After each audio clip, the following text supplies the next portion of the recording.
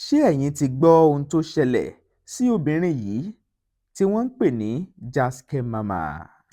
Ọmọbọ́láńlé Asápà gangan lorúkọ tí àwọn òbí sọ ọ́ níjọ́ súná rẹ̀. Jasque Mama sì lọ̀pọ̀ àwọn èèyàn ń pè é. Àwọn míì á pè é ní Sisi Bóníreyọ̀. Àwọn míì á tún pè é ní Sisi Ológe Worldwide. Kí ló fà á tí wọ́n fi ń pè é bẹ́ẹ̀? Lákọ̀ọ́kọ́, Ọmọbọ́láńlé Asápà táwọn èèyàn ń pè ní Jasque Mama ló jẹ́ ọmọ ìlú Ìṣàgà Orílẹ̀ ní Yewa ní ìpínlẹ̀ Ògùn. Nígbà tí ìyá rẹ̀ jẹ́ ọmọ Ìtamọ́rìn ní Ìjẹ̀mọ̀, Abẹ́òkúta ní ìpínlẹ̀ Ògùn. Lọ́jọ́ 13 oṣù kẹjọ ọdún 2025, ohun kan ṣẹlẹ̀. Bí ọ̀yẹ́ ṣe là tí ilẹ̀ mọ́ lọ́jọ́ náà ni ariwo sọ. Ariwo ayọ̀ ní kinní ọ̀hún lágbo àwọn sọ̀rọ̀sọ̀rọ̀ láti yẹ́ Ọmọbọ́láńlé Asápà tí gbogbo èèyàn mọ̀ sí Jasque Mama sí fún ti ọjọ́bí. Ọmọbọ́láńlé Asápà Jasque Mama tí gbogbo èèyàn mọ̀ sí Sisi Bóníreyọ̀, Sisi Ológe Worldwide.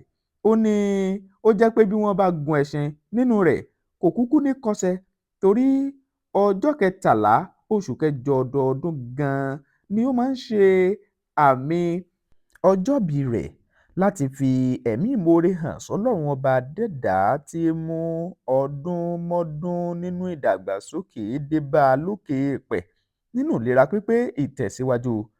Ọmọbọ́láńlé Asápà òun ni ó jẹ́ pé bí wọ́n bá kúkú gun ẹṣin nínú ẹ̀ kò ní kọsẹ̀ nítorí ayọ̀ ńlá tó kúnnú ọkàn rẹ̀.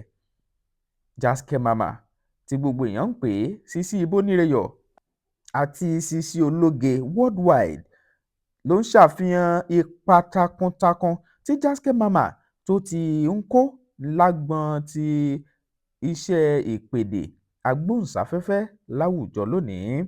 Gẹ́gẹ́ bẹ́ẹ̀ ṣe mọ̀, bẹ́ẹ̀ bá sì gbàgbé ẹ jẹ́ n rán yín létí lórí bí Ọmọbọ́láńlé Asápà ṣe máa ń ṣe àwọn ètò tí múnú ẹni dùn yáni lára gágá.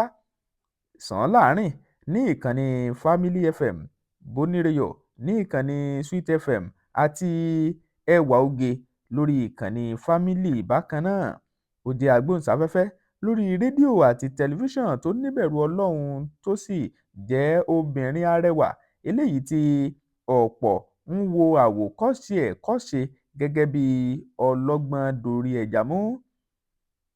Ìkànnì Bembeyeke TV wá ń sọ pé kẹ̀pẹ́ lókè èèpẹ̀ nínú ìfọ̀kànbalẹ̀ àlàáfíà. Tóbi Fásùgbà ló kàròyìn fún Bembeyeke TV.